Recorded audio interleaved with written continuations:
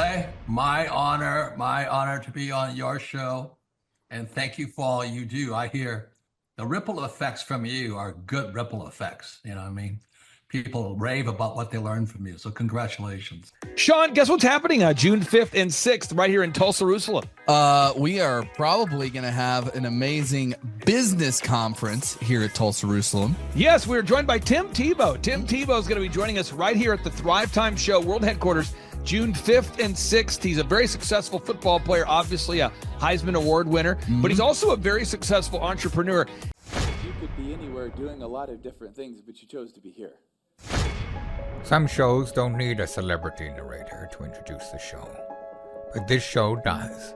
In a world filled with endless opportunities, why would two men who have built 13 multi-million-dollar businesses altruistically invest 5 hours per day to teach you the best practice business systems and moves that you can use? Because they believe in you, and they have a lot of time on their hands.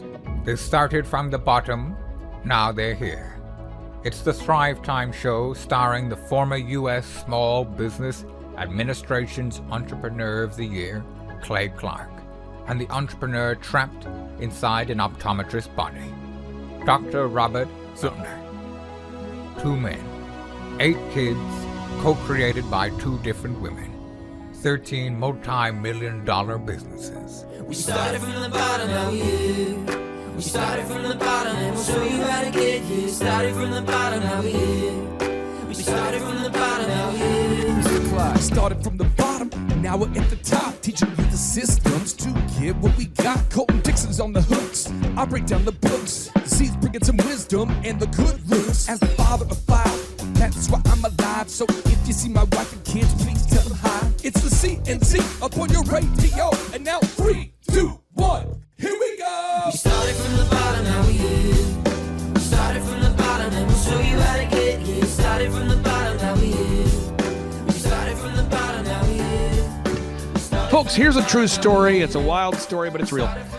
Years ago, I read this book called Rich Dad, Poor Dad. Like so many of you, I've read the entire Rich Dad Guide to Investing series, the whole Rich Dad book series. And I'm always curious about, Robert Kiyosaki talks about how we should all have a wealth advisor. We should all have an accountant we can trust. We should all have certain financial experts in our life that we can trust. And I've always thought, I wonder who that is for Robert Kiyosaki.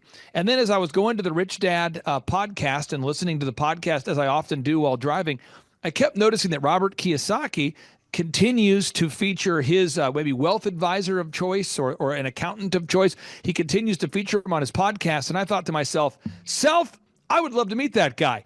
And so we had the honor of having Tom Wheelwright join us at our in-person Thrivetime Show workshop. And now, without any further ado, he joins us right here on the Thrivetime Show. Tom, welcome on to the Thrivetime Show. How are you, sir? Clay, it is great to be with you. It's a beautiful day in Arizona. So I got to ask you first off here, what is your official relationship with Robert Kiyosaki? Because I'm sure I mangled that, but Robert told me, he said, this is the guy I go to when I have accounting questions. So what would be your official, working title with Robert? Well, I'm a CPA, his tax advisor. So I do all things CPA for him.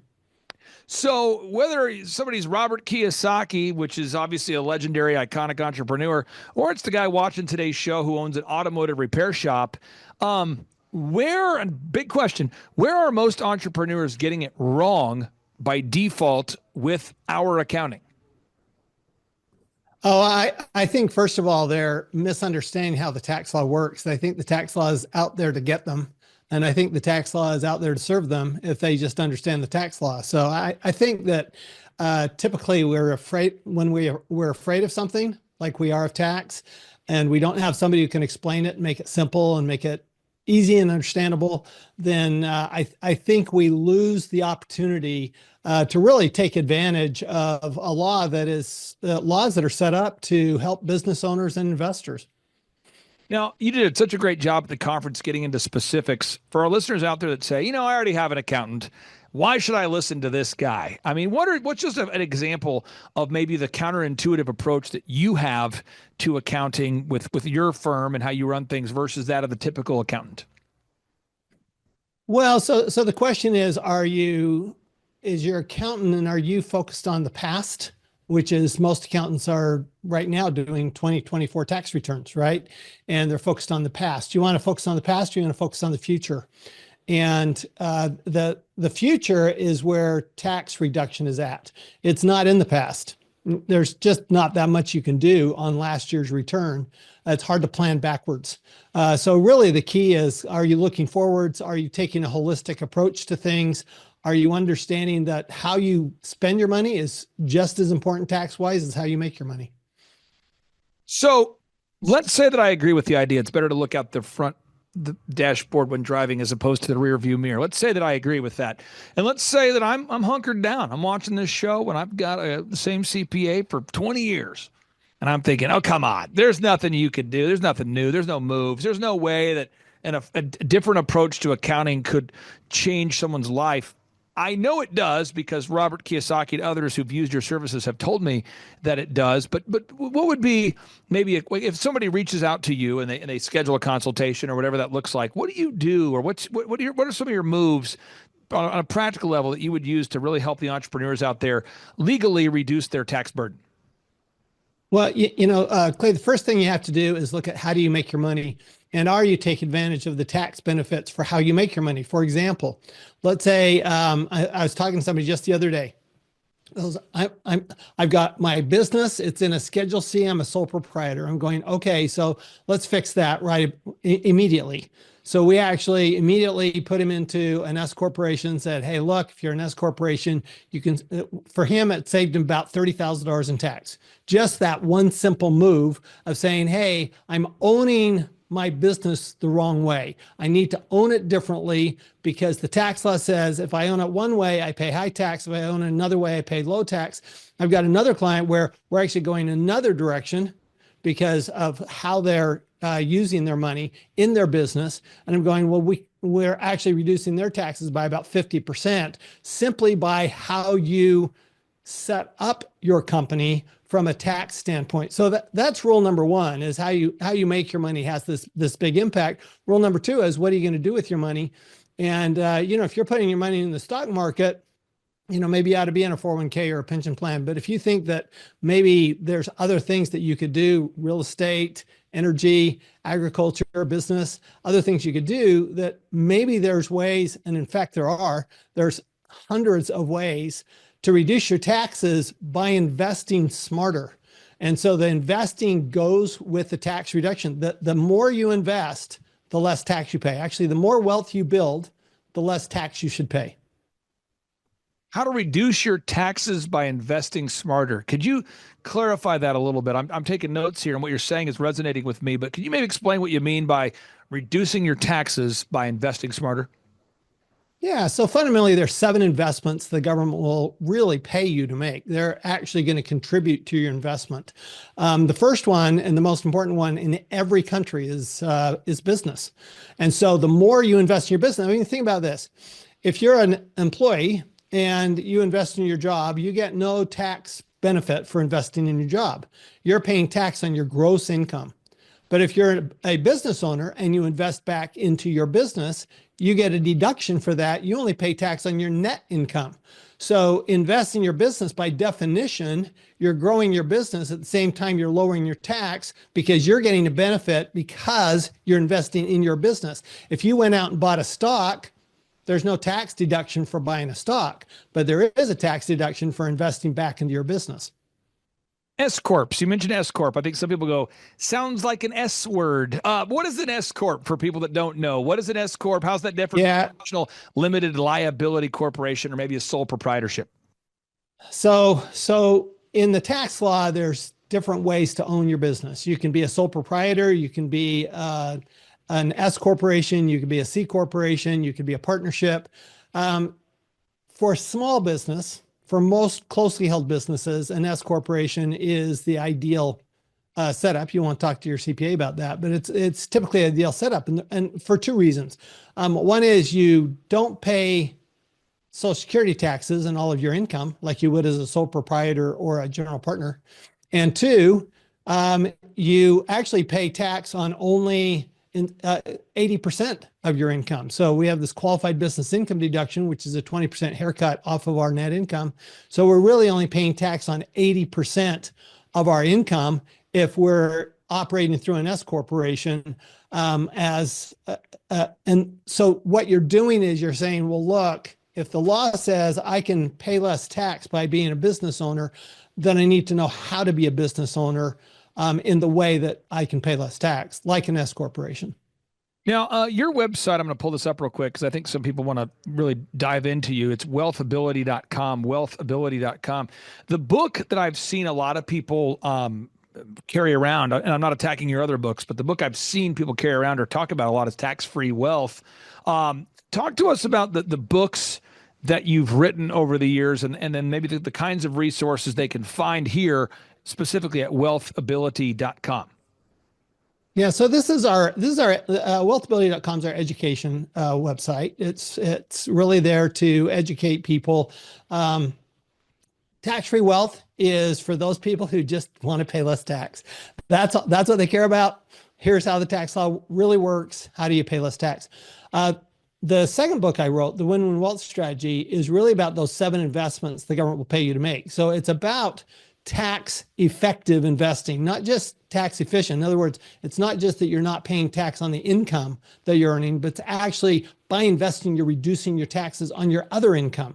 And that's what the Win-Win Wealth Strategy is about. I wanted to write a book that was solely about how do you use your money in a tax effective way. And that's what the Win-Win Wealth Strategy is about. That's those 7 investments the government will pay you to make. I also helped Robert Kiyosaki with a book called Why the Rich Are Getting Richer. And I like that book a lot. It's a really interesting take on, okay, what does the government do to encourage people to be rich?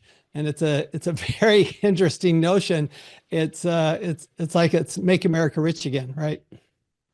Now, President Trump, tying into that Make America Rich Again, he's obviously in office right now. Some of our listeners voted for him, some did not. He's now the 47th president of these United States. There's a lot of discussion about tariffs and tax cuts and tariffs. There's a dizzying array of executive orders being signed. And I think the average person watching today's show who owns a business or who wants to is going, well, how will the Trump 47 administration impact my taxes? So I want to ask you, what sort of changes are being made by the Trump administration, and how will that impact the taxes, the tax liability for the average business owner watching today's show? Well, economically, President Trump's really undertaking 2 things. The one is the tariffs, and the other is the tax bill. And the tax bill is important because the tax bill he enacted in his first term, 2017, is due to expire at the end of this year, largely. And so if that law is not reenacted, everybody gets a tax increase. So this is about not having tax increases first and foremost. But second of all, there are some other incentives that they want to put in there. There are some interesting changes. For example, they want to bring back bonus depreciation. So if you buy any equipment, you get to deduct it immediately. If you buy real estate, you get to deduct a portion of the purchase price immediately. And this is a way to stimulate investment. A lot of things that President Trump did in his first tax bill were to encourage investing back into real estate, back into businesses, bringing money back into the U.S. Certainly the tariffs are a lot about bringing manufacturing to the U.S. And I expect that we'll have a special tax rate for manufacturers who are in the U.S., that they'll actually get a lower tax rate than even the corporate tax rate of 21%. I think they're going to get down to 15%. And they're going to be able to deduct all their machinery and equipment. So there's really a heavy emphasis on reducing taxes on investing. And then, of course, they're looking at some consumer tax benefits like not taxing tips and not taxing overtime. Of course, they have to pay for those. And one of the things they are looking at, by the way, is another tax bracket. Trump has not said no to this, and that's a tax bracket on those making over $1 million, pushing it back up to 40%, where it was prior to President Trump's first term, was right at that 40%. Now, let's get into tariffs for a second. I don't think a lot of people know what tariffs mean. I think people know the word tariff. We know that It rhymes with sheriff. That's about where most people know. Why? Because public schools have produced a lot of us. And so people say, tariffs, that reminds me of sheriffs. We kind of know the rhyme. We also know that we think this may be an increase in the cost of things. We don't know. A lot of people don't know. So let's just say if I'm the average person watching today's show, I'm buying Nike shoes, I'm buying Reebok shoes, I'm buying my suits that are imported from some other country, I'm buying a TV that comes in from some other country. As I think about my life, everything I buy comes in from another country. How is that going to impact the cost of living for the average American? Well, so think of it as a sales tax on imported goods. That's the easiest way to think about it. It is a sales tax. It's paid by the importer. It's not technically paid by the exporter. The importer has to pay this tariff when they bring the goods into the U.S. They're paying this tariff or this tax. It's a tax, and they're paying it to the federal government for the right to sell into the United States. And it's a tax. Now, who pays that tax? Well, it's shared. It's shared between the exporter, who's going to have to, they're going to do whatever they can to keep their market share. So they're going to keep their prices down as much as they can. But it's also shared by the consumer, because the consumer is, they can't keep it down forever, right? I mean, there's going to be some of that passed on. So it's not like a pure sales tax, which would be absolutely passed on to the consumer. It's a shared sales tax. It's shared between the seller and the consumer. But that's really what it is. It's like a sales tax. So I'm not trying to paint you into a corner here, but I am taking notes, and I want to be maybe aggressive about dialing it down so that I can understand it.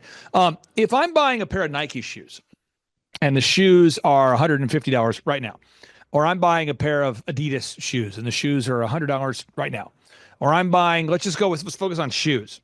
Brian buying shoes, they're $150 a pair, $100 a pair. What's going to happen to the price of shoes? Well, if they're, to the extent they're imported, that price is probably going to go up. Now, if it's a 10% tariff, which Trump has announced for most countries, a 10% tariff means that a $150 pair of shoes will go up somewhere between, it'll go up, it'll be higher than 150 and less than 165, 10% of 150. Here's the thing though, it's like a sales tax in that it's not like inflation, where if you had 10% inflation, then next year it'd be $165, and the year after that it'd be $182. Right? Whereas with the tariff, okay, this year it's $165, but next year it's $165. So it's a one-time increase in the price is what it is. It's a tax. It's just like a sales tax. You go to you go buy a car and you're going to pay sales tax, right? You go buy your shoes, you're paying a sales tax to the state. Now you're going to pay another sales tax, but it's a sales tax to the federal government. I'm going to go back to this again because I know some listener out there is wrestling with this idea. S Corp. You make it sound so easy. Oh, I'll just designate myself as an S Corp, and now I'm not going to be an LLC anymore because I'm an S Corp. But someone's going, I don't know how to do that. My accountant told me not to do that. My friend told me not to do that. Why aren't all entrepreneurs setting up themselves as S Corps? Or why are certain CPAs pushing back on that idea? I've never understood that. A Schedule C is actually the most likely way you're going to be audited. You pay the highest taxes, and it's really just a lazy person's way of doing business, frankly. It's just the lazy way to do it because you don't have to set up a new entity. Now, let's say you're an LLC and you're a sole proprietor LLC. All you have to do is make a tax election. You don't have to change your entity. You can still be an LLC, but now you're taxed as an S corporation, meaning that you file a separate tax return for your business. It's not on your personal tax return. You file a separate tax return, but all the income from that business is reported on your personal tax return. All you're doing is separating your personal from your business in filing, but by doing so, you're also getting certain tax benefits like reducing your Social Security taxes and reducing your income taxes. Let's say somebody wants to start the conversation with you. So they go to the website, they say, okay, I'm going over there. I'm doing it. I'm changing my life, making a change, making an action step today. Woo! They're doing it. They say, I'm writing it down, wealthability.com. They fill out the form. how are you different in terms of like, how's that onboarding process different from that of the typical CPA? Or maybe what can we expect if we go to schedule a consultation to learn more about you, to maybe look at utilizing your services? Well, I think what's most important, just like what you're doing, Clay, and I applaud you for what you're doing. Most important thing we can do is get educated.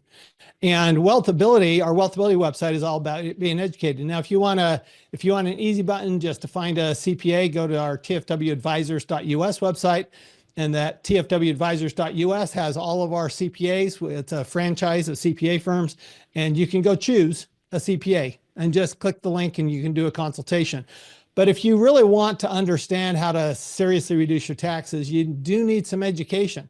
And you can either get that one-on-one with a tax advisor, one of our tax advisors. You can go to wealthability.com and get some either online education, or I'm actually doing a new course where I'm actually taking entrepreneurs live directly with me, and we're actually building their tax strategy in a group setting. It's a lot of fun. It's been super successful so far. Now, I mean this with this is not a backhanded compliment. So it's folks, if you're watching, don't attack me in the comments yet. Most people that I know, not Tom Wheelwright, of course, not Tom, not other CPAs, just clients I work with, they tell me, they say, Clay, my accountant, my CPA is a certified pain in the ass. I can't stand my CPA. I hear that all the time. They say, my attorney, my blood-sucking attorney, my CPA is a certified pain in the ass. And yet, when I was out to dinner with you and Robert Kiyosaki said nothing but great things about you. And then when you left the room, I'm thinking, he's going to spill the beans. He's going to say that guy is a certified pain in the ass. But he absolutely loved you. He praises you. He travels with you. You guys talk together. You guys do books together. So what is it that makes Robert Kiyosaki... Like, why do you guys flow together? I mean, I mean this sincerely. I have probably 160 clients, but I probably have 5% of my clients that don't despise their CPA. What is it about you two that allows you two to have that rapport back and forth? You know, I always think when you talk to your CPA, it ought to be good news. And if it's always bad news, you're going to be unhappy with your CPA. If it's good news most of the time, you're going to be pretty happy with your CPA. So, you know, the key is, if you're not happy with your CPA, it's because you're not getting good news from your CPA. Your CPA ought to be the one reaching out to you. The CPA ought to be the one telling, making recommendations of what you can do to reduce your taxes. I find a lot of CPAs, unfortunately, they wait for their clients to come to them and ask them questions. The challenge is, as a business owner, you really don't know what questions to ask. That's not even your job. That's my job. My job is to ask you the right questions. Robert will come to me and ask questions, but I will go to him and ask him questions. Okay, what are you doing here? What are you doing in business? What are you investing in this year? How are you doing this? And I'm asking those questions so that I can help him put together a plan so that he's not paying such high taxes on all of his income from, selling the #1 book in the world. So, the key is your CPA coming to you, or do you have to go to them? I think that's what makes the difference. Is it good news or bad news?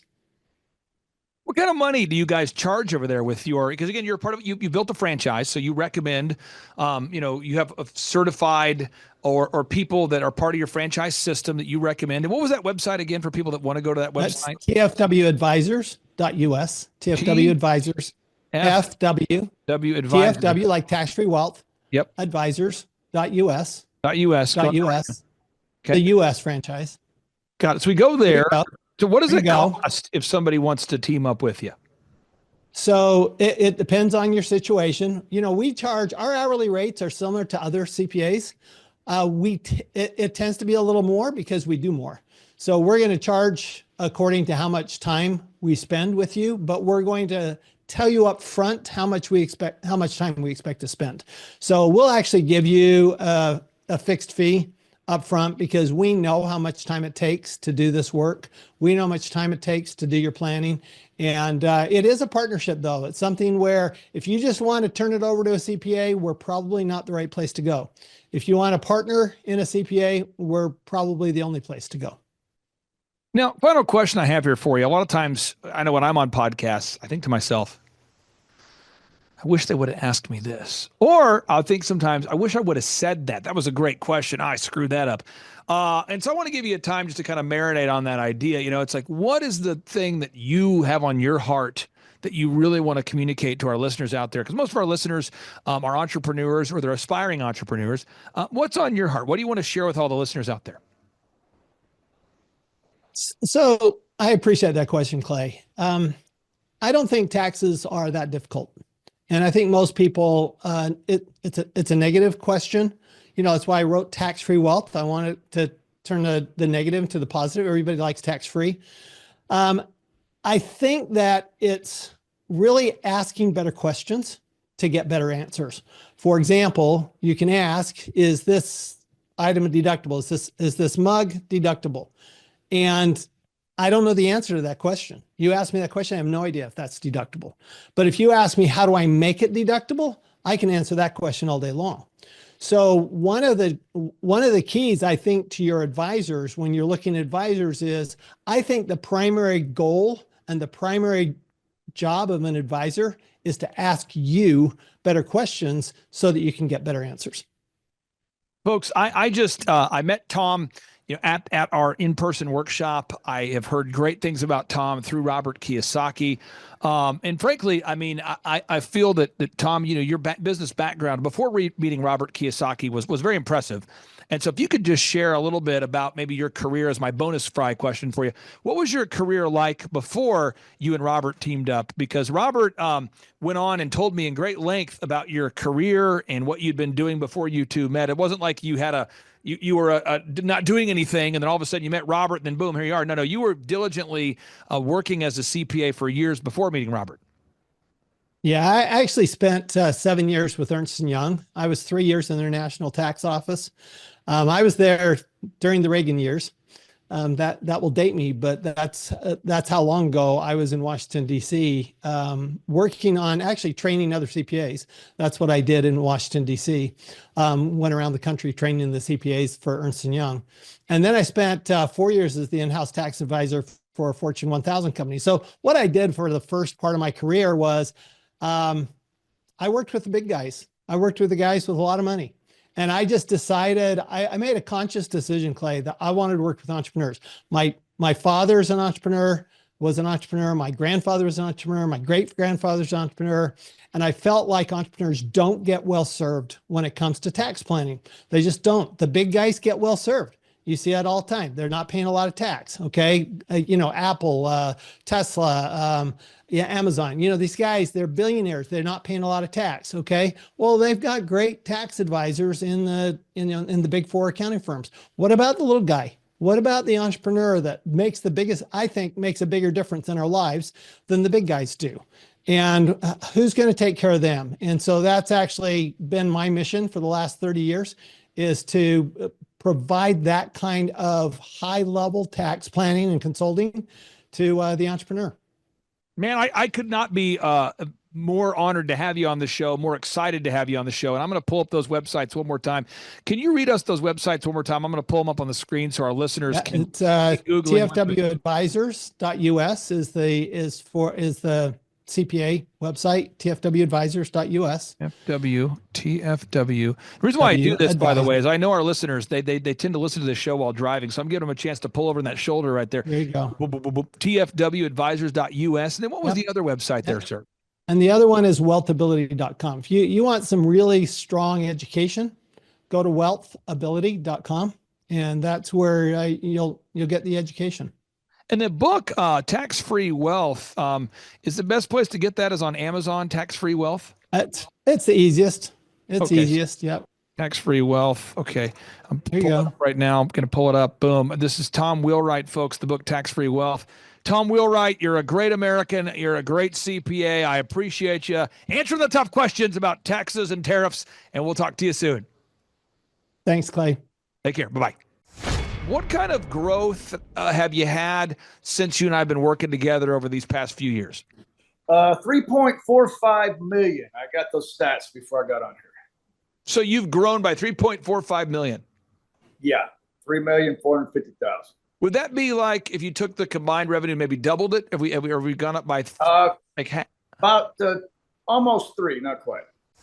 Can you talk about just maybe the impact it's made on you, knowing that, okay, I'm going to pay this guy this amount of money. I'm not going to get a random fee or a random charge, or he's not going to, go, oops, we had 2 calls, so it's more, or wow, we didn't meet this week, so it's less. Can you talk about just knowing in your mind that you got the graphic design, the photo, the video, the web, the search, the ads, all of that is a monthly thing?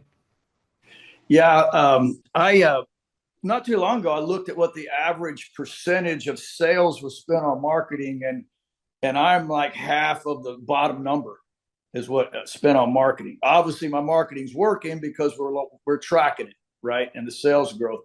And as far as the SEO, and like I've messed up and didn't send money to the hosting service and crashed my website. Clay had it back up in half a day. It's really great to have somebody call, just fixes it. I can do what I do, you do what you do. So it's very powerful to me to have somebody that no matter what's going on, no matter what crashes, you can take care of it. And I'm very convinced that it's a great bargain. I don't know how you do what you do as cheap as you do, but it actually is super economical for me. Man, if you want change, you need to change, right? And if you knew what you needed to know to change it, you would have already changed it. So it might be good to get some knowledge. I always say this: you're stuck at your level of knowledge right now. So if you don't increase that, you can't go anywhere. And especially in the area of business, most startups are technicians, right? A lot of technicians are kind of arrogant and don't think they need any help. Never even read a book on business. That was me. And then wonder why you're having trouble running one, right? So it is a huge win to actually start learning about business. And I read books now, and I value knowledge. But it was a journey that really took the lid off of me, or I'd be in crisis right now at 65 and having to twist wrenches still and be in that mode I was in when I came to you. So I would encourage everybody, even for your health, your marriage, fix it. You need to fix it. Folks, on today's show, I'm going to tell you about a success story. I'm telling you a success story of a real diligent doer. Now, he could be a male model. You might say, come on, this guy's not real. He's an actor. He's a paid model. His website is RC Auto Specialists. RC Auto Specialists, that's his company number 1. Company number 2 is thegaragebA.com. This is a automotive repair business. And over here, the Ford business is a diesel repair specialty shop. And again, he could be a male model. He could be an actor. He could be a rapper. He could be an AI-generated example of perfection. But he's Roy Cockshaw. He's in the flesh. Roy, welcome onto the Thrivetime Show. How are you, sir? I'm happy. Thanks for having me on, Clay. Well, I wanted to have you on the show because I have a client that I'm working with right now. Great guy. And this is not a passive-aggressive testimonial, but he's in the automotive space, and he's kind of going, yeah, but my industry is different. So let's start off with the success, and then we'll get into how we've done it together. What kind of growth have you had since you and I have been working together over these past few years? 3.45 million. I got those stats before I got on here. So you've grown by 3.45 million. Yeah, 3,450,000. Would that be like if you took the combined revenue, maybe doubled it? Have we gone up by about almost 3, not quite. Got it. So almost 3 times. Yes, 275% at least. Now, what happens with a lot of people, and this, I'm going to send this show right away to this particular guy, is a lot of times we have a bakery, a dentistry, a law firm, a product, and a lot of my clients will say, it's different in my industry because I'm sure you see the same thing in your business. People bring in a car and they say, look, I don't need a diagnostic. I think what it is this. Look, I don't need you to look at my car. I think it's this. Could you maybe just talk about when you and I first met, what were you thinking, or what was kind of going through your mind as you were being introduced to me by some of your friends? Yeah, I was in a crisis situation on my second business. I was minus 250,000. Now, my first business went pretty good, but I was a mechanic trying to run a business. I wasn't a businessman, and that second one taught me a pretty good lesson. So a good friend of mine, Aaron Antis, recommended you, and so that's why I reached out to you. And when I first started working, I always tell people, they say, how do I grow a company? And I'm going to pull out my sheet, or at least how I look at it. I'm going to pull it up. I'm going to go to rumble.com. I'm going to pull up our recent business videos so people can see this. And if anybody out there, you want to follow along, go to any of my business shows. I always put the proven plan in those notes. So let me pull this up real quick. Yep. And I'm scrolling down, and here we go. So people say, what's the most important step I need to take to grow my business? I said, there's 14 steps, but let's go one by one. The first step is you have to know your revenue goals. Roy, every time someone comes in to service their vehicle, you're the kindest guy I know, and I know that you do this. If nothing else, you like undercharge for stuff. And if you're not intentional and you don't know your revenue goals, what's going to happen by default for a guy like you who frankly would give the shirt off your back to people, and you do that? What would happen if or I guess what was happening by default? Yeah, we were just going under, and I was, like I said, I didn't have the knowledge to pull it out because I was a mechanic trying to run a business, and this one was going to require a businessman. So my journey with you was learning metrics, learning all 14 of those steps were foreign to me. I just thought, hey, I can do this. And like I said, the first one just kind of went by itself. The second one was the one that forced me to change. So that is how my journey began with Mr. Clark here. So. Now, second step is, you have to know your break-even numbers. And Sure. Break-even is just, how much business do we have to do just to break even? And maybe for the listeners out there that don't have a context of what you do, could you maybe share about the kinds of services that you provide at your automotive businesses, just so listeners can get an idea of the kinds of solutions you provide before we get into the break-even numbers? Sure. My big store, the Ford Specialty Store, we go from anything from oil changes to putting engines in diesel trucks. And so it's turnkey all the way across the board. Anything you get done at the dealer, you can get done at that shop. Garage is a little different model. It's the neighborhood garage around the corner. We've done a few engines. That's not really our mainstream. Would be air conditioners, electrical, alternators, things like that. Alignments, suspension issues, general auto repair. So. And it doesn't matter whether someone's a doctor, a dentist, or a lawyer. We have to know our break-even points. And the break-even point is, how much revenue do you have to do just to break even? Could you talk about how you frame that in your mind now that you do know your break-even point? Now that you know how many days a month you have to, how many customers you have to see a month just to break even? How does that impact how you run your business? Yeah, I mean, you're behind, you're under until you hit that number, and so there's some urgency to get to that number. And I've found that with my employees, if they don't have a target either, then they don't really strive to hit it. And so I've structured my pay plans to where we're all on commission. And so we all are going the same direction for the same reason, and it works good for us. But they most definitely know where that break-even point is when we start making money. At this point, my break-even point is right at 48,000 gross profit per week, shops combined. And that, and I love how you mentioned the merit-based pay. Everybody on your team is getting paid based off what they produce, not based on how many hours per week that they occupy space and breathe air. Moving on to step 3, you have to figure out how many hours per week you're going to work. Now, this is one thing that's been interesting about you and the different clients I work with, is I have some clients that I work with that are 25 years old, and I say, how many hours a week do you want to work? And they go, ooh, 30 hours a week. And you go, really? Then there's a guy like you who you've been working, 6 days, 7 days a week for years. And you're a Bible believer. You always take your family to church. But you would do whatever it took, and you have done whatever it takes to be successful. And so you did that. But you knew in your mind that you had a vision that you wanted to get to a place where you could take your wonderful wife on dates and spend time with the grandkids and do that. And so you were willing to put in the work, but you also had boundaries on how many hours per week you're willing to work and what days you wanted to be free to travel. Could you talk about the balance of that? Because I do see a lot of young whippersnappers being unwilling to put in any work at all to grow the company. Then I also see grizzled entrepreneurs willing to work 7 days a week. Family, don't even worry about the family. We're just going to work 7 days a week. I want to get your thoughts on how you balance that. Yeah, I believe there's seasons of life. Starting a business, you're all in. There's kind of I would call it an adrenaline rush for at least the first 2 or 3 years where I'm working literally 70, 80 hours and not really even thinking about it. It's just what we have to get done here. And after you get some success, I've throttled that back some. I've got a couple of young 35-year-olds that are doing the heavy lifting, and I'm actually running it like a business. Thank you, Mr. Clark.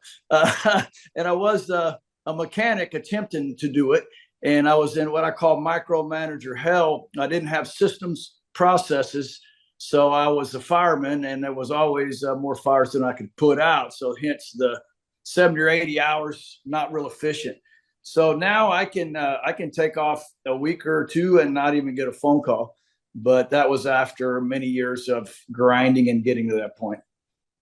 So powerful. I want everybody to take notes. What you're hearing, folks, is a real entrepreneur, a real grandpa, a real committed husband, a real committed dad, who's just giving you real information here. Okay, there's no BS here, folks. Now, step number 4, you got to figure out your unique value proposition. We have to figure out your unique value proposition. And there's a lot of automotive repair shops competing for business out there, a lot of diesel repair shops competing for the marketplace. And you and I sat down, and I think that was the first area where maybe you and I had some mental friction, because I was obsessive. I said, Roy, you and I, every single week, we got to get video reviews. We got to get images on that website. We got to write search engine content that no one's going to read. And we got to get more Google reviews. And then we got to run the same ads every week. We don't have to change them every week, but we keep those ads. So VISMD, for people taking notes, it's video reviews, images, search engine content, more Google reviews, and then run those ads, never turn them off. And I think that was the first time where you were kind of going, I don't know if you know what you're talking about. Could you talk about that a little bit? Well, first of all, several of those I thought to myself, well, Clay doesn't understand my business, and that's not going to work. But I actually did it because I was going to prove you wrong. And I'm glad I didn't open my mouth, because I actually proved you right. And in my mind, I finally said, look, obviously I don't know how to do it. I'm sinking this ship at minus 250,000. So I'm going to go ahead and listen to my business coach and do it, even if I don't think it's going to work. And lo and behold, it did work. So really, if you're reaching out for help, maybe you ought to listen to the person that's trying to help you, is kind of my takeaway from that. And even though I thought it wouldn't work, I obviously did not know. And that's why I needed help. Now, the thing about marketing and ads, most marketing companies, I'm sure you've never experienced this, but I have, they want to come up with a new ad of the week, a new logo, a new ad, a new theme, a new vision, a new brand. Hey, wow, Mr. Client, look, it's the spring. We should do new ads, new vision, new promo. And they do that to stay busy, because they want to show that, which would be the analogous to me. If I ran an automotive repair shop, this is where the analogy would go. That would be like me saying, Roy, I just fixed your truck, but guess what? I just broke it again. I'll be back in there fixing it. I mean, it's creating problems.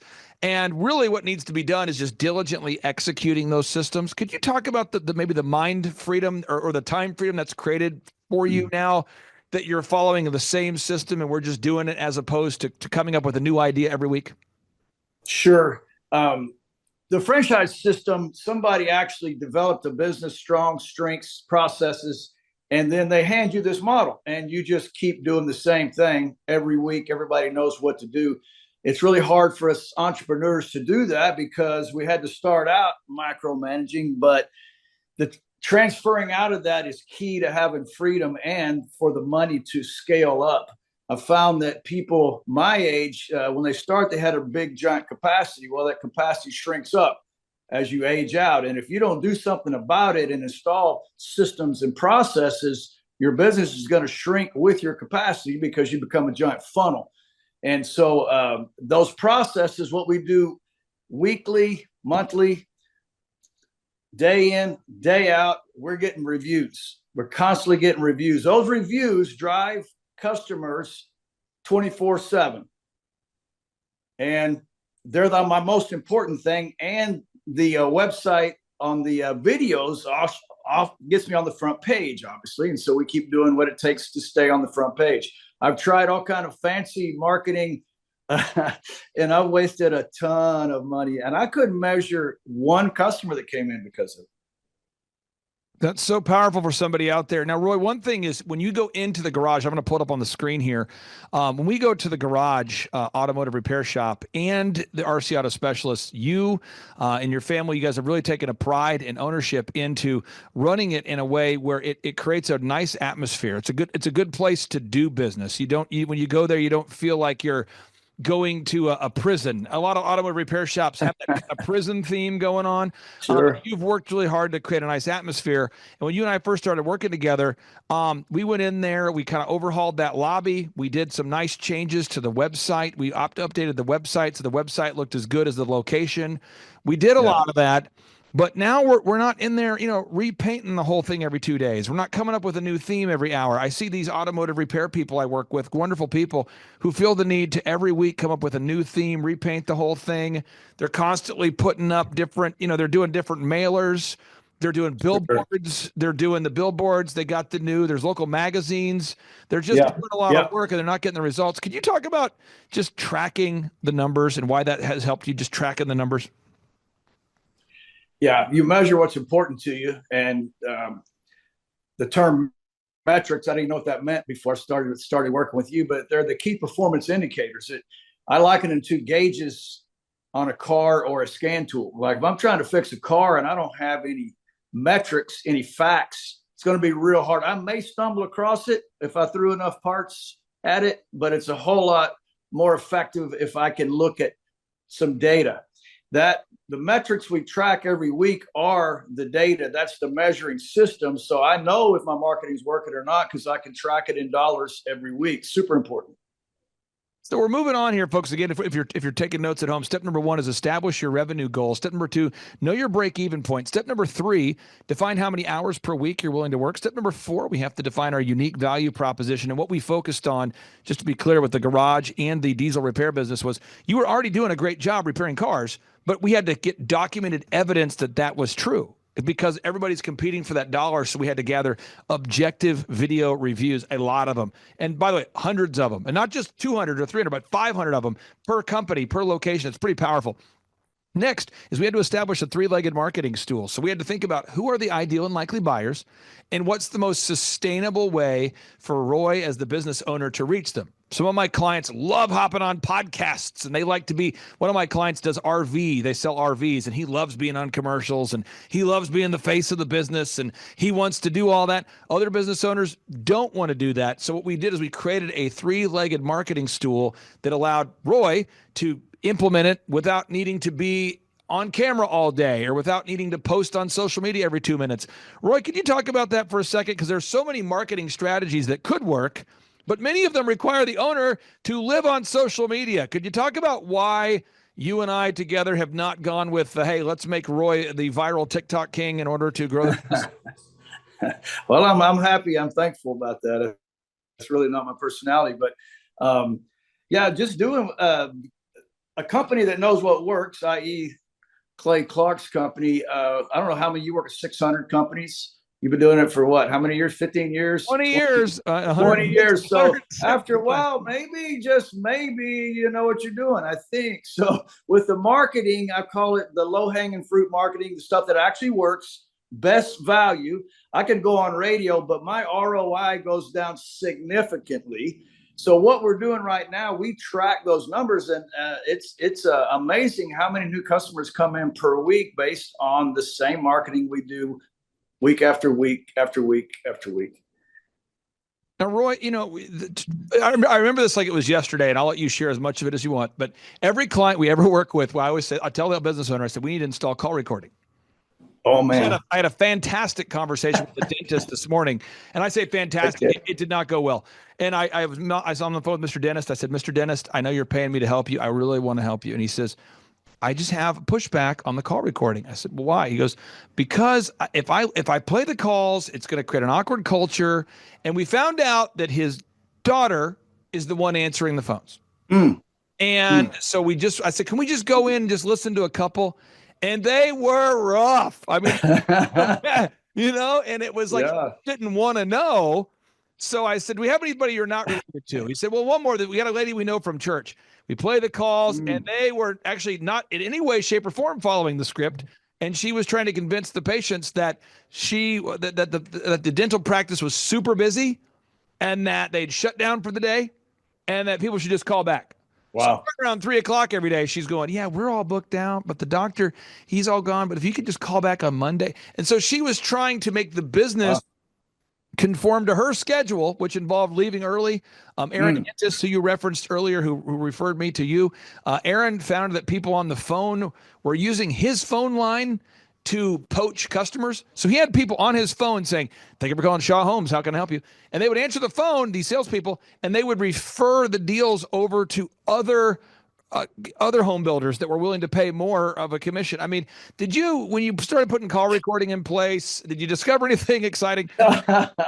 Wow. I was at a loss of why the garage was struggling so bad and why customers didn't come back.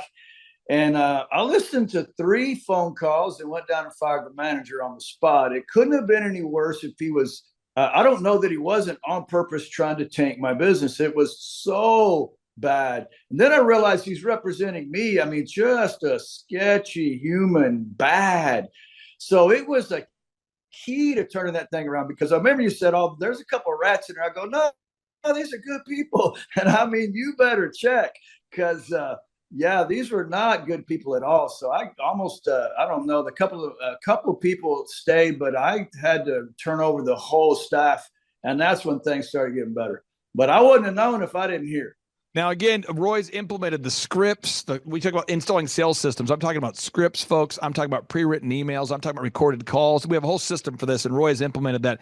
Step number 8, you got to track how much does it cost you to gain a new customer. So every week, Roy and I, we track those numbers. We look at them. We go, okay, we spent this much on advertising. And just to be clear, this is remarkable. I want people to know this. We're down right now to spending about $150 a week on ads, which is incredible for a location where, I mean, there are people that reach out to me, and right now I'm thinking about this automotive guy that I'm going to send this to. He's spending right now over $2,000 a week on ads, and you're now down to 150 a week on ads or less. Could you talk about just how, the idea that tracking every single week? I mean, because we've been doing it for years now. I mean, how many years have we been doing this? I mean, because we've been doing it for years now. I think 2016, I believe. Yeah. So we're like 9 years into it, and we're tracking, and you can see that number of that you were spending on ads is going down. Down. Can you talk about that a little bit? I did the same thing. You know, you get a couple of slow days, and somebody tells you they can just overwhelm you with customers. It always takes a little more. But if you're not measuring, you don't know where they're coming from. You don't know if you're bringing in one.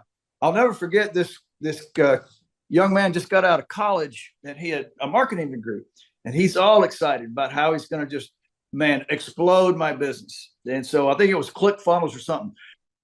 And the young man really believed it. I mean, you know, he was passionate and he believed what they told him. So I said, well, how much do we got to spend to know if it even works? And he gave me a number. Well, I doubled it. I said, well, let's double that number and let's do it for a month and see if I can.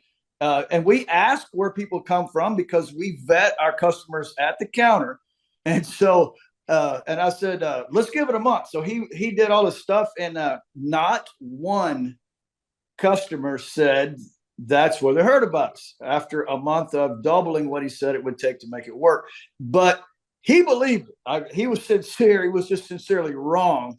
So again, working with somebody that actually knows what works is pretty important. Now, step number 9, I want to brag on Roy for a second, folks, for anybody watching this. We all have different strengths and weaknesses. One thing Roy does really well is he's organized. And it's hard to build an organization unless you're organized. And I would say 90% of the clients I work with are not organized. And so when you go to the garage or RC Auto Specialist, everything has a place. Everything's organized. You can leave knowing that your vehicle is going to be repaired with quality and a focus on quality, taking care of your vehicle. That's something Roy's always done. But if you're watching today's show, I won't mention the name of the company, but there was a bakery I'd worked with for a while, and I'm not kidding. She would, every meeting, she would take a call. Clay, I got to take the call. What's going on? Sorry, someone's calling me. And then I'd say, what happened? She goes, oh, they ran out of eggs. I'm like, okay. Next week. Clay, got to take the call real quick. Sorry. They ran out of flour. Got to take the call. They're at it. They ran out of toilet paper. And I'm finally going, hey, we're focusing on the marketing and the accounting and the systems and the legal and the tracking. But your core thing is you make cookies and bakery items, right? How often do you run out of material? She goes, oh, every day. It's like every couple hours. It's just a zoo. So again, if you're out there today, you got to be organized. We'll help you with that. We didn't have to help Roy with that, but we do help. We most of our clients, we do have to help on that. Next is managing. Step number 10. I would argue that managing people is the hardest thing for compassionate people to do, holding people accountable to a standard of excellence. And Roy, you've done a great job of really assembling an all-star team piece by piece, almost like the NFL draft. Every year, if you have a team that's a loser, you got to go acquire a good guy, another good player, maybe do a trade, maybe do a different. And you've built a wonderful team now. Could you talk about maybe the pain of recognizing that someone's not a good fit? And yet needing to, you want to be compassionate, but you also know that if you don't fire a bad employee, the customer will fire you. Could you talk about that? Because you've really built a great team now. Yeah, we have the best humans we've ever had, but that was on purpose. And so one thing I've learned is to hire slowly, fire quickly. If you know you've made a mistake, it really affects the whole team, the whole atmosphere of the shop. One bad guy, I don't care how much work he's putting out, it is not worth it. I believe there's a proverb says, get rid of the mocker and all strife will cease. And I mean, the whole atmosphere of the shop changes. So now I've left it up to my employees. I say, if I hire somebody, I stick them in here and they don't fit our culture, you just let me know. So 2 of them lasted a week. It's not worth it. I won't do it.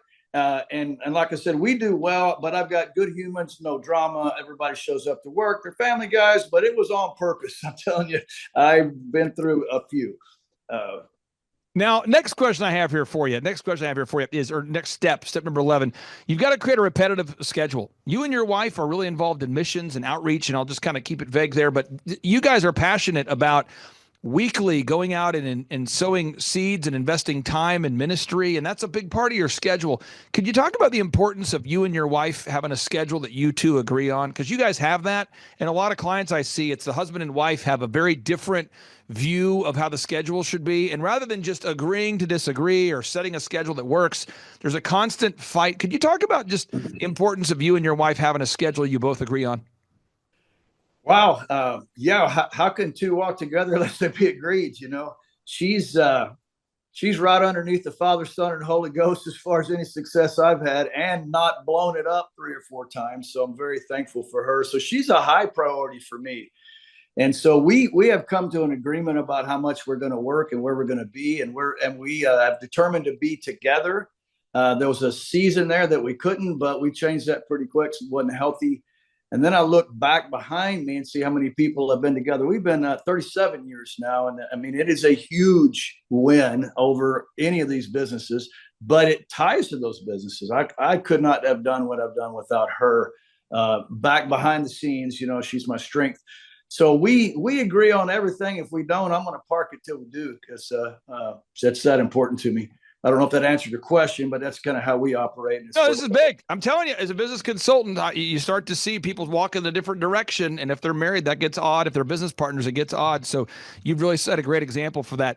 A final couple steps here. Again, folks, if you're taking notes, I put all of them in the show notes here. The next step number 12, human resources. We talked about it a little bit, but it's hard to manage people if you don't have good people.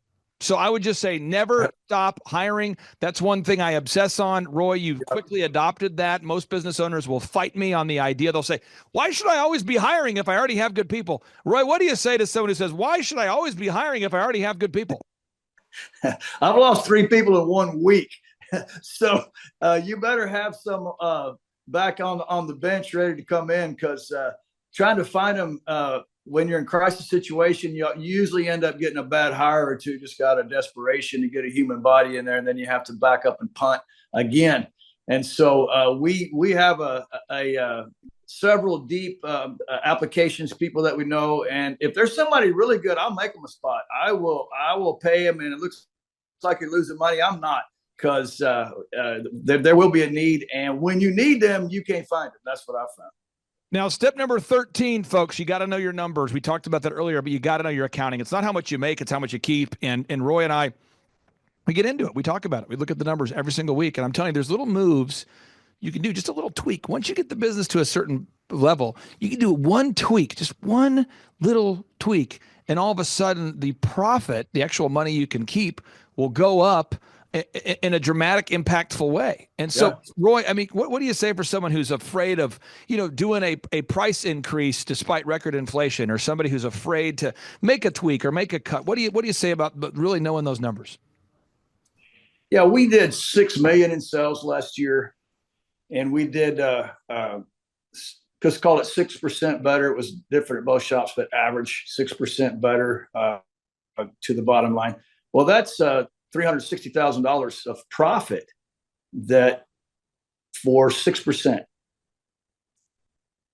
That's substantial numbers. That's life-changing money that is on top of what you were doing before, without even bringing any more cars, just being more efficient, cutting waste.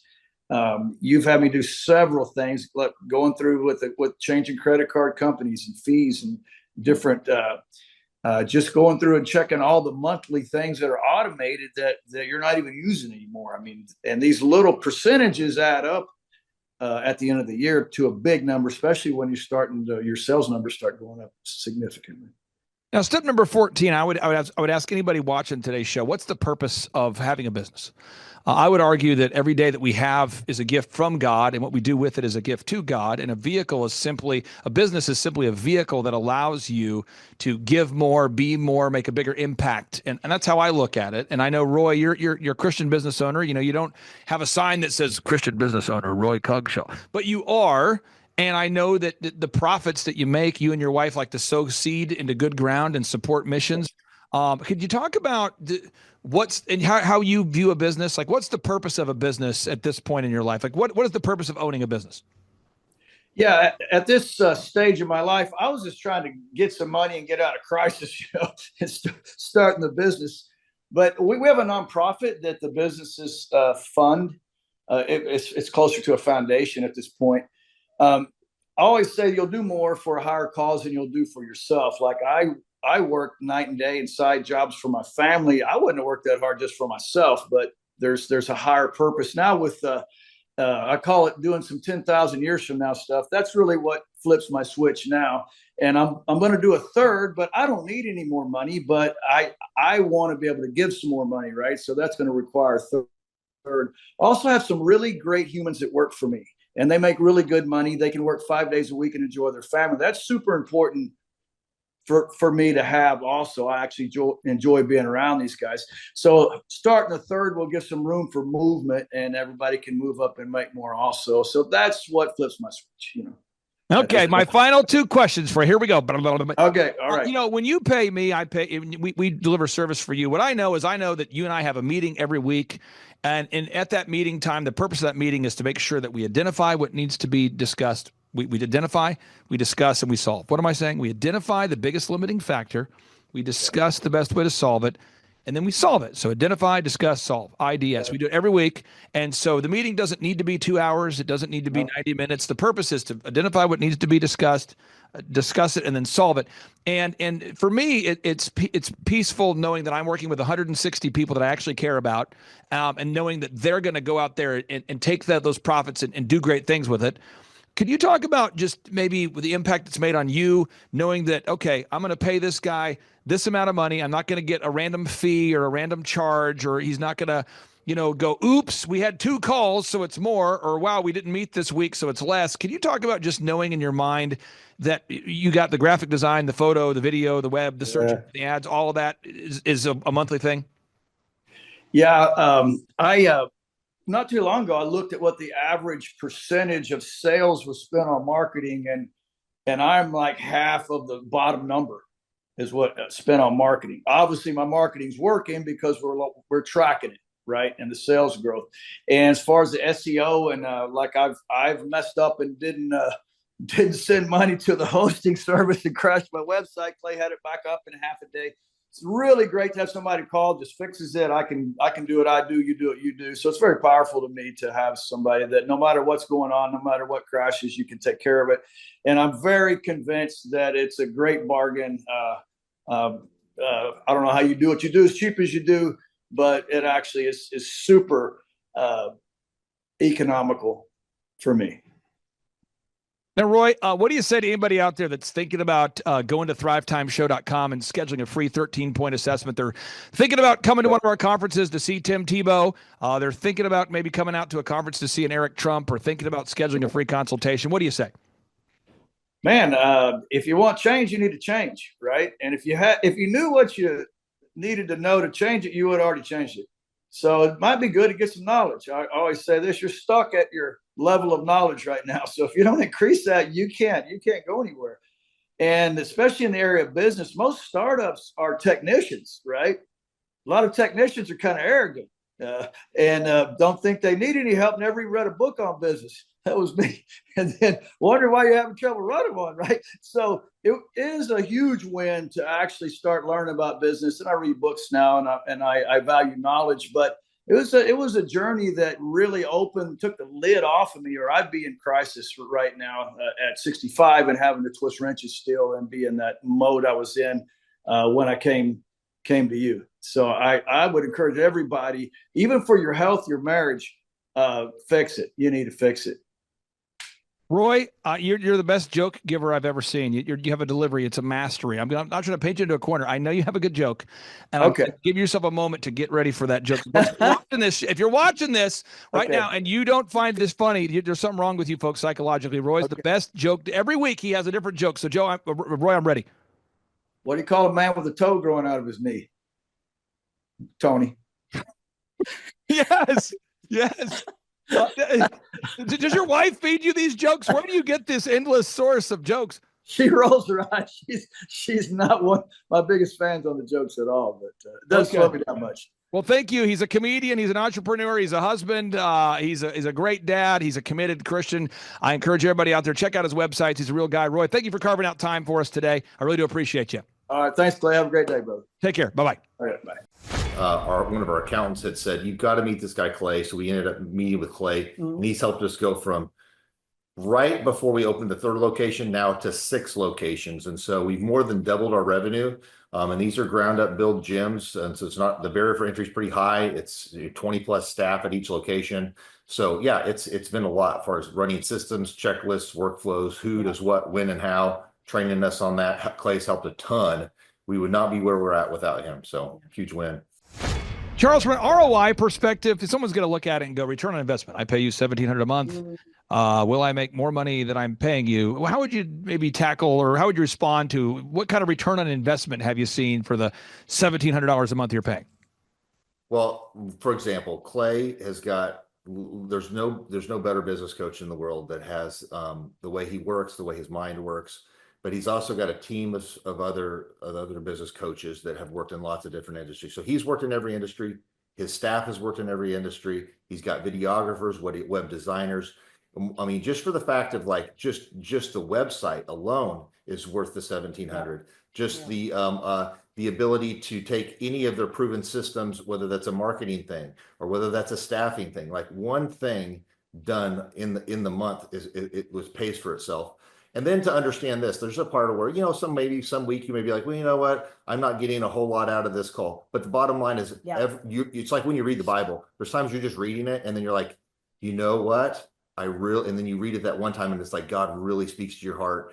And the whole truth is, it's like, there's no way that you can get that kind of value for $1,700 to have a whole team of coaches, graphic designers, web developers, anybody that has that type of knowledge, in your back pocket. And the whole thing is run your business with being somewhat conservative. Make sure you don't run it to the edge all the time. But by doing that, you have that skill set. You have those tools on your tool belt. Yep. And I just think it's just like the cost of doing business. Like just understand it. That's what I think sometimes the payment we make, I feel like, is peace of mind. Even because there have been multiple times throughout the years that we will either be butting heads on something, we're super confused about something, we're fearful about something in the market's changed, and it's a quick call to Clay. Clay, my honor to be on your show, and thank you for all you do. I hear the ripple effects from you are good ripple effects. You know what I mean?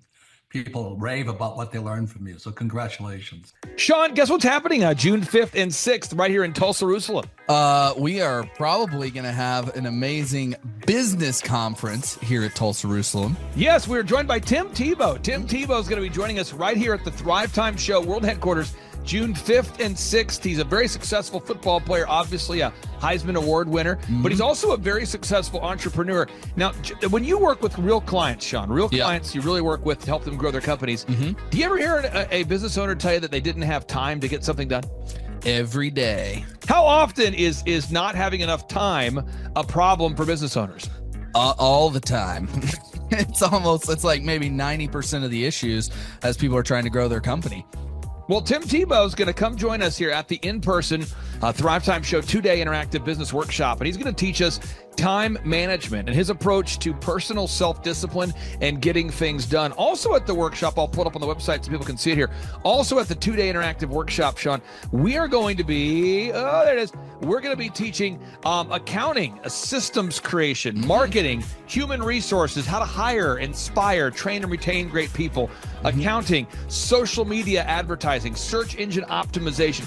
Sean, what's the area where most clients ask you for help the most? Is it generating leads? Is it hiring people? What's the biggest issue that most business owners have by default before they come to one of our workshops? Well, I think it's management, because time is the most valuable resource for these business owners, and being able to manage their time is the first thing. Once they get that under control, then generally the numbers, being able to track their business and be able to make the best decisions based on numbers rather than emotions is a big area. And we teach all of this stuff at the business conference, particularly you, Clay. You love to hammer on time management. It's my favorite part of the conference. Now, I'm going to pull this up real quick here because we're going to go through. If you're not excited, I want to get you excited about what we're going to cover at the workshop here. Okay. All right. The 2-day interactive workshop. This is my 20th year hosting workshops. So I'm telling you, folks, we're in rare form here. So one is the idea of establishing your revenue goals. I think most entrepreneurs don't know their revenue goals. Would you agree, or am I off my rocker? No, that's totally a very important point we do with every one of our new clients that come on board, is we have to establish the revenue goals. And generally speaking, we have a vague idea, but not an exact idea that can be engineered down into like the daily goals for sales. And so that's a really big one. Now, next is the break-even numbers. What kind of sales do you have to do to even break even? Yeah. Third is, how many hours per week do you want to work? What is your ideal schedule as an entrepreneur? Box number 4, how do you stand out in the clutter of commerce? What makes your company unique from all the different businesses? In a world of brown cows, herds of brown cows, proverbial brown cows, the analogy of brown cows, how can you be the purple cow that stands out? How can you be the squeaky wheel that gets the oil? Box number 5, branding. How do you improve the perception that people have of you, your business, your brand? Box number 6, marketing, your 3-legged marketing stool. What is a turnkey way for you and your company to generate leads so you can succeed? Because if you don't have any leads, your business will bleed. If you can't sell, your business will go to hell. You've got to generate leads. Sean, how often do business owners by default tell you they have a hard time generating leads? It's almost all of the time. It's really a huge struggle. And many times they may be creating leads, but just through word of mouth. So they get to a point where we've implemented systems, and then they need to create more leads, but they've never had to do it. So there's a lot of different scenarios where business owners are like, how do you create leads? Something we hammer on at the conference a lot. Box number 7, create a sales conversion system. Again, box number 7, create a sales conversion system. Sales scripts, recorded calls, one-sheets, pre-written emails, lead trackers, all of the sales tools, the sales print pieces, the one-sheets, the big screens that you see inside the business. Whether you're a doctor, you're a dentist, you're a lawyer, you got to have sales systems in place. We help you with that. Box number 8, what does it cost you to get another customer? Step number 8, what does it cost you to actually acquire a customer? Step number 9, it's hard to build an organization if you're not organized. We're going to teach you how to create repeatable systems, processes, file organization. Box number 10, we're going to teach you how to manage people, real people on the planet Earth. This just in, we're going to teach you how to manage real people on the planet Earth. Box number 11, how to create a sustainable schedule that works for you and your family. Step number 12, how to create human resources systems for recruiting, hiring, training, and retaining great people. Box number 13, accounting. This just in, we have to cover accounting. It's not how much you make, it's how much you keep. We're going to cover all the accounting things you need to know. And step 14, finally, what is the point of even achieving success? We're going to go over what is the point of even achieving success, how to design a life that you're excited about, how to design a life where you carve out enough time for your faith, your family, your finance, your fitness, your friendship, your fun, and where you're going to spend your focused time. We're going to go through that, all this and more. Now, the workshop, Sean, it's June 5th and 6th. Yep. It's a 2-day interactive workshop. Yes. And tickets, we always do it. It's $250 or whatever price that someone can afford. Sean, why do we let people name their price? Why do we have scholarship tickets available if somebody can't afford the $250 general admission ticket?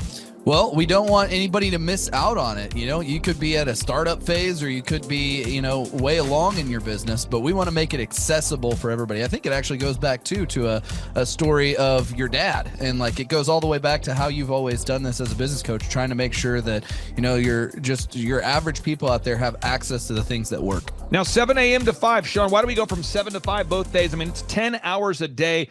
20 hours of training over 2 days. Why do we do 10 hours a day, Sean, of back-to-back workshops? We do a 30-minute teaching session. We do a 15-minute question and answer session, and then we take a break. 30 minutes of teaching, 15 minutes of question and answer, then we take a break. Why do we do that format, Sean? That format is so that we can keep people engaged and not just sitting there listening, but also getting involved. We really encourage people to ask questions, and that's really where the juiciness of the conference comes out, is you can put your personal situation and your questions on the board, and Clay will tee off and give you direct advice. Even without being in our coaching program, you can get direct coaching from Clay. It's really a very engaging format. I enjoy it a lot. Sean, final 60 seconds, pop quiz here. What date is the conference? June 5th and 6th, 2025, this year. Question number 2, who's our keynote speaker coming to the conference there, Sean? Tim Tebow is our keynote speaker. Sean, question number 3, how much does it cost to come to our in-person 2-day interactive business workshop right here in Tulsa, Oklahoma? I think it's, did you say it's $250 or whatever you can afford? That's right, $250 or whatever you can afford. Sean, how do you spell Eric Trump backwards? P-M-U-R-T-C-I-R-E.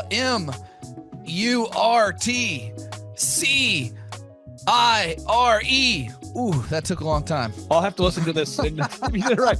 All right, again, that's Sean Lohman. I'm Clay Clark, inviting you to come join us at the in-person Thrivetime Show 2-day interactive workshop, June 5th and 6th, right here in Tulsa, Oklahoma. Sean, I'm excited to have this event. I'm excited to see you at the event, June 5th and 6th, right here in Tulsa, Oklahoma. Tim Tebow, baby. It's Tebow time in Tulsa, Jerusalem. You could be anywhere doing a lot of different things, but you chose to be here. Clay Clark is here somewhere. Where's my buddy Clay? Clay's the greatest.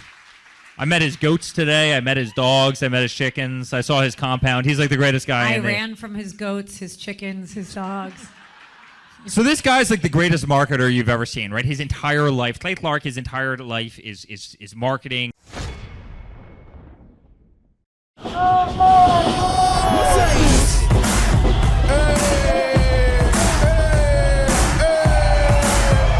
Hey guys, Luke Erickson here with the Thrivetime Show.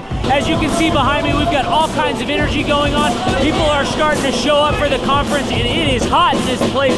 We got grill guns over here. We've got people playing the drums. We've got a fire breather, and man, people are so excited as they come in.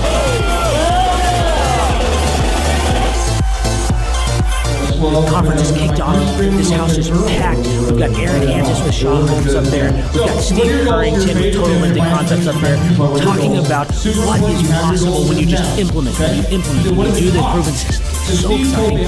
People are going crazy. Guys, Luke Erickson with the Thrivetime Show here with you.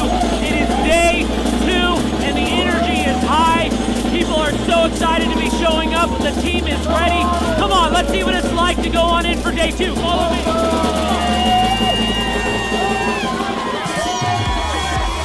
I'll tell you what, people are so excited to be here for day 2. It is going to be incredible. Cannot wait to see what today has in store.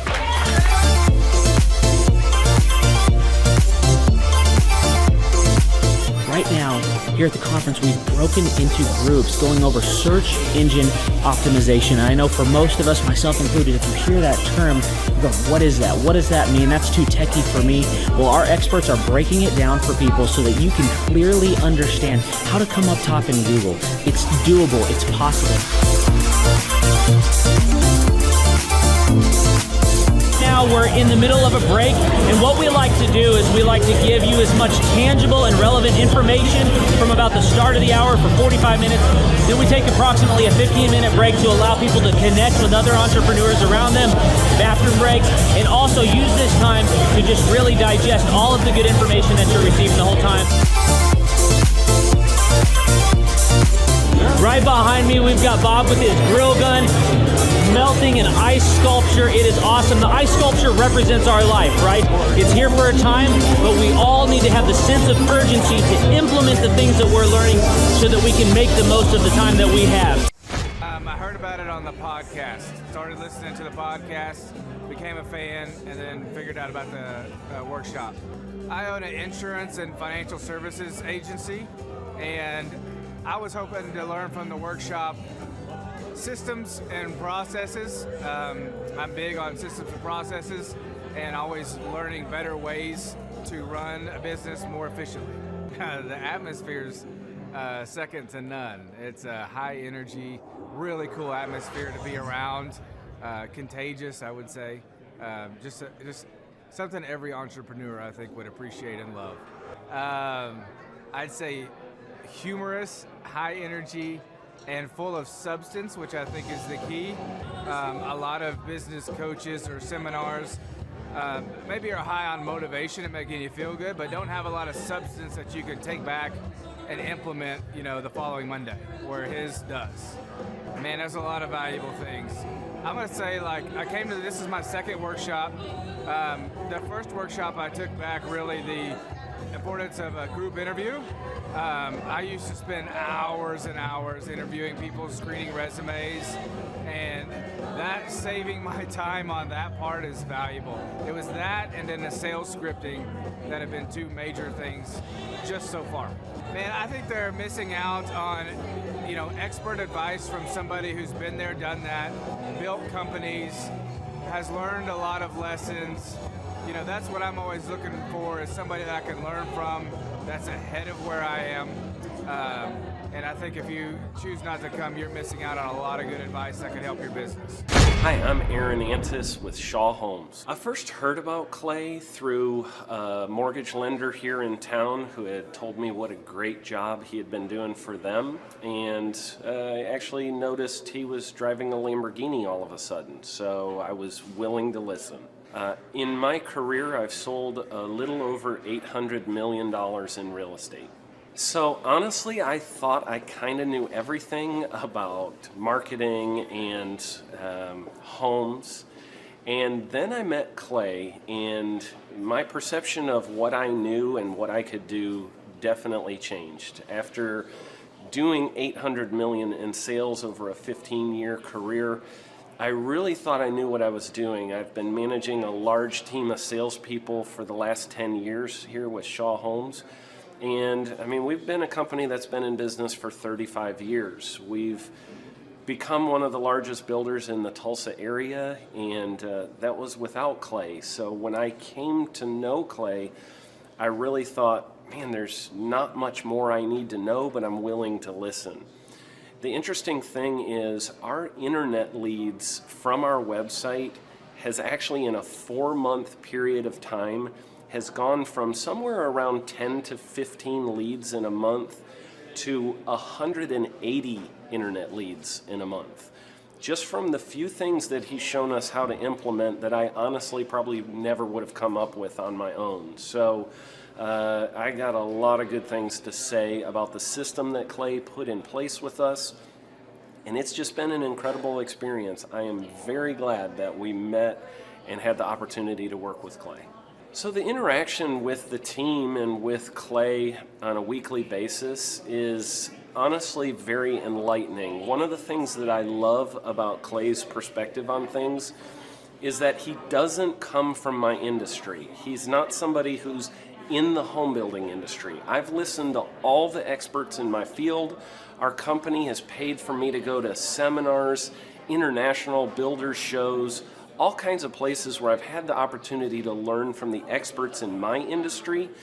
But the thing that I found working with Clay is that he comes from such a broad spectrum of working with so many different types of businesses that he has a perspective that's difficult for me to gain because I get so entrenched in what I do, I'm not paying attention to what other leading industry experts are doing. And Clay really brings that perspective for me. It is very valuable time every week when I get that hour with him. From my perspective, the reason that any business owner who's thinking about hooking up with Thrive needs to definitely consider it is because the results that we've gotten in a very short period of time are honestly monumental. It has really exceeded my wildest expectation of what he might be able to do. I came in skeptical because I'm very pragmatic, and as I've gone through the process over just a few months, I've realized it's probably one of the best moves we've ever made. I think a lot of people probably feel like they don't need a business or marketing consultant because they maybe are a little bit prideful and like to think they know everything. I know that's how I felt coming in. I mean, we're a big company that's definitely one of the largest in town. And so we kind of felt like we knew what we were doing. And I think for a lot of people, they let their ego get in the way of listening to somebody that might have a better or different perspective than theirs. I would just really encourage you, if you're thinking about working with Clay, I mean, the thing is, it's month to month. Go give it a try and see what happens. I think in the 35-year history of Shaw Homes, this is probably the best thing that's happened to us. And I know if you give them a shot, I think you'll feel the same way. I know for me, the thing I would have missed out on if I didn't work with Clay is I would have missed out on literally an 1,800% increase in our internet leads. Going from 10 a month to 180 a month, that would have been a huge financial decision to just decide not to give it a shot. I would absolutely recommend Clay Clark to anybody who's thinking about working with somebody in marketing. I would skip over anybody else you were thinking about, and I would go straight to Clay and his team. I guarantee you're not going to regret it because we sure haven't. My name is Danielle Sprick, and I am the founder of D Sprick Realty Group here in Tulsa, Oklahoma. After being a stay-at-home mom for 12 years and my 3 kids started school and they were in school full-time, I was at a crossroads and trying to decide what do I want to do? My degree and my background is in education, but after being a mom and staying home and all of that, I just didn't have a passion for it like I once did. My husband suggested real estate. He's a home builder, so real estate and home building go hand in hand, and we just rolled with it. I love people, I love working with people, I love building relationships, but one thing that was really difficult for me was the business side of things. The processes and the advertising and marketing. I knew that I did not have what I needed to make that what it should be. So I reached out to Clay at that time, and he and his team have been extremely instrumental in helping us build our brand, help market our business, our agents, the homes that we represent. Everything that we do is a direct line from Clay and his team and all that they've done for us. We launched our brokerage, our real estate brokerage, 8 months ago. And in that time, we've gone from myself and one other agent to just this week, we signed on our 16th agent. We have been blessed with the fact that we right now have just over 10 million in pending transactions. 3 years ago, I never would have even imagined that I would be in this role that I'm in today, building a business, having 16 agents. But I have to give credit where credit's due. And Clay and his team and the business coaching that they've offered us has been huge. It's been instrumental in what we're doing. Don't ever limit your vision. When you dream big, big things happen. I started a business because I couldn't work for anyone else. I do things my way. I do what I think is in the best interest of the patient. I don't answer to insurance companies. I don't answer to large corporate organizations. I answer to my patient, and that's it. My thought when I opened my clinic was I can do this all myself. I don't need additional outside help in many ways. I went to medical school. I can figure this out. But it was a very, very steep learning curve. Within the first 6 months of opening my clinic, I had a $63,000 embezzlement. I lost multiple employees. Clay helped us weather the storm of some of the things that are just a lot of people experience, especially in the medical world. He was instrumental in helping with the specific written business plan. He's been instrumental in hiring good quality employees, using the processes that he outlines for getting in good talent, which is extremely difficult. He helped me in securing the business loans. He helped me with web development and search engine optimization. We've been able to really keep a steady stream of clients coming in because they found us on the web.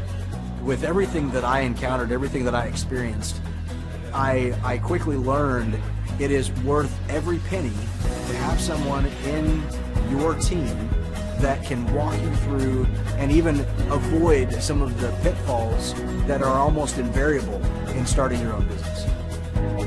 I'm Dr. Chad Edwards, and I own Revolution Health and Wellness Clinic. Clay, my honor to be on your show. And thank you for all you do. I hear the ripple effects from you are good ripple effects. You know what I mean? People rave about what they learned from you. So congratulations. And we went from expecting maybe 250,000 this year to we're at 400,000. Hi, I'm Kelsey with K&D's Woodward Finishing, business owner at 23. So I've been working this K&D's company for about 5 years now, and we started working with Thrive not too long ago.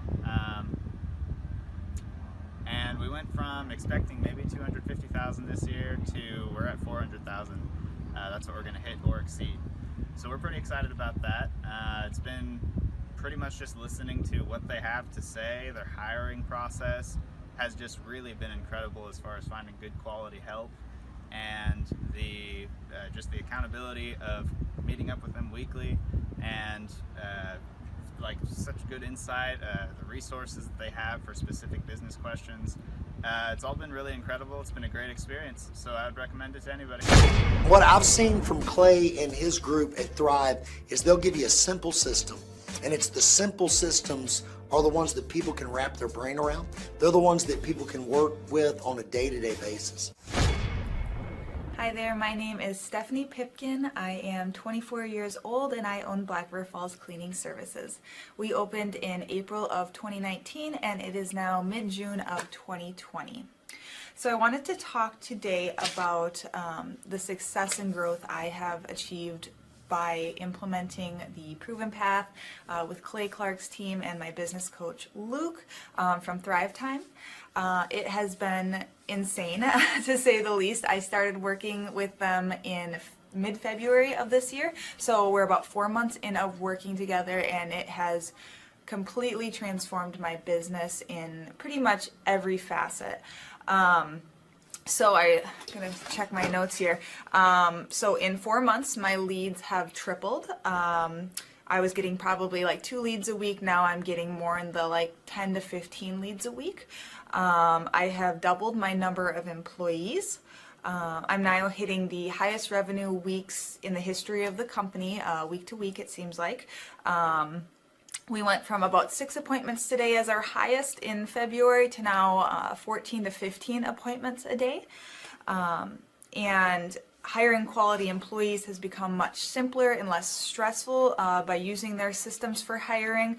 I typically only get maybe 2 complaints a month, if that, and everybody shows up to work. I just have really high quality employees now, especially in something people typically consider a high turnover type of work, you know, cleaning houses, cleaning businesses.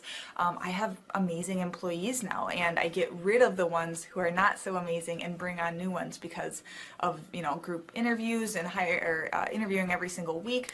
It's just been great, and I don't waste as much time on low quality candidates anymore. And your coach will hold you accountable. I mean, which I love. Again, the tough love is really great. You know, Luke's like a stern father figure, but he's also nice, but also stern when he needs to be when I'm being lazy and not doing the things that I know I need to do because I don't want to do them. So that's just great. Worth every penny. I mean, I'd pay him $1 million a month if I can, and maybe someday I'll be able to, but I would just say go for it. If it seems like a good fit, just go for it. Do what they say, even if you think it's stupid or ridiculous, just do what they say because it'll work. You know, people, when they look at my business, you know, people in my town, they think I'm lucky. They think I'm just, you know, things just happen for me. And, you know, maybe I am lucky, but it has a lot to do with hard work and, you know, perseverance and, you know, working till you cry sometimes. That's just being an entrepreneur, which if you're a business owner, you understand that. But it's having these systems in place of, you know, of course I'm going to be successful. It's an absolute because I have all this stuff in the background happening, and I have Luke and Clay and everybody on their team working really hard to make sure that I'm a success. And I can tell that they are just so excited every single week when I'm having all these wins and things like that. They're so excited for me. So it's the best thing ever, and I would suggest to anybody to work with them. So sorry for the long-winded reply, but I just had so much to say, and I could go on for hours probably about how amazing they are. But thank you to Clay and Luke and the entire team there, everything you guys have done for me, and I am so excited to continue to work with you for years to come. Thanks so much for watching. My saying is, if it's important to you, hire a coach. And I think that's one of the reasons people are not successful is they eat a cheeseburger instead of hiring a coach, you know what I mean? And so my coach pushes me. They're younger than me. They push harder. They're trained. And as my rich dad always said, you know, amateurs don't have a coach, but professionals always have coaches. So I've always had coaches for whatever is important. And, you know, my rich dad was one of those persons. You're on it, man. You're on it. You're on it. Everybody listen to this guy. He knows what he's talking about. You have the macro picture. Very few people have that point of view. Clay, you're an entrepreneur. I'm an entrepreneur. And as they say in Stoic, the obstacle is the way. And so if you let these pinheads get in your way, you're in trouble.